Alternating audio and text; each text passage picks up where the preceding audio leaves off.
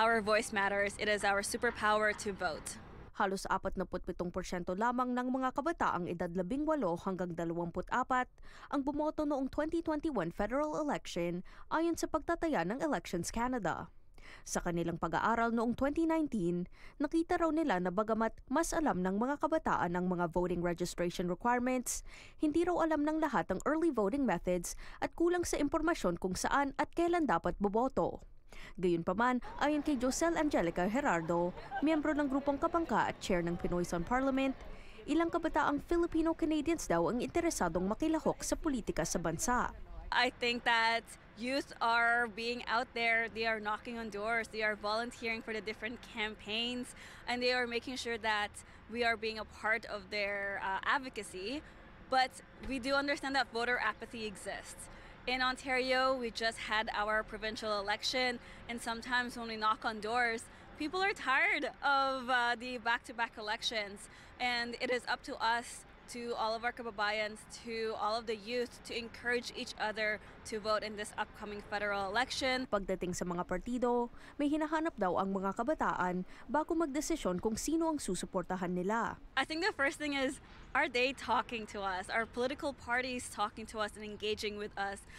We want to make sure that we are a part of their campaign platforms. We want to make sure that when we talk to them on the streets, when they knock on our doors, they can answer our questions about youth.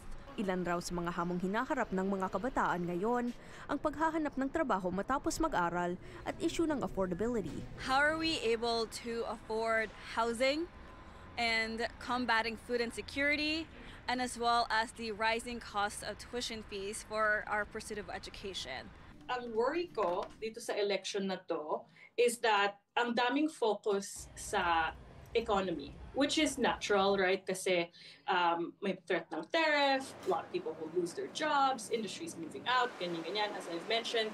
Pero iniisip ko rin na kapag ang isang government ay may masyadong focused about balancing the budget or, really focusing on programs that are quote-unquote necessary, there's things na that gets missing. There's things that take a backseat katulad ng equality tsaka human rights. And nakikita na natin yan ngayon, di ba? Mahalaga rin daw sa mga kabataang tugunan ng climate action, pati na ang suporta sa anti-racism at youth programming. Isa pa raw sa mga hamon na posibleng nararanasan ng mga kabataan ngayon, ang pagkakaiba ng opinyon nila at ng kanilang pamilya pagdating sa politika.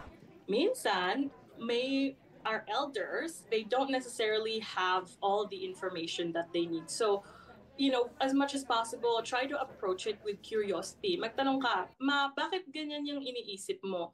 Bakit sa tingin mo ganito? Bakit sa tingin mo ganyan? Instead na, Ma, dapat ganito kasi ganyan, kasi blah, blah, blah, blah, blah. And kung we're coming from a place of curiosity rather than kind of telling them that this is what they should do, mas maraming room for collaboration, mas maraming room for them to also ask you questions. Payo ni Atenasio sa mga kabataan, huwag mawalan ng pag-asa, hanapin ang mga positibo sa buhay at patuloy na makipagtulungan sa komunidad upang maiparinig ang kanilang mga pangangailangan sa mga politiko ng bansa. Gaganapin ang Election Day sa Lunes, April 28. Kisha Balatbat, Omni News, Toronto.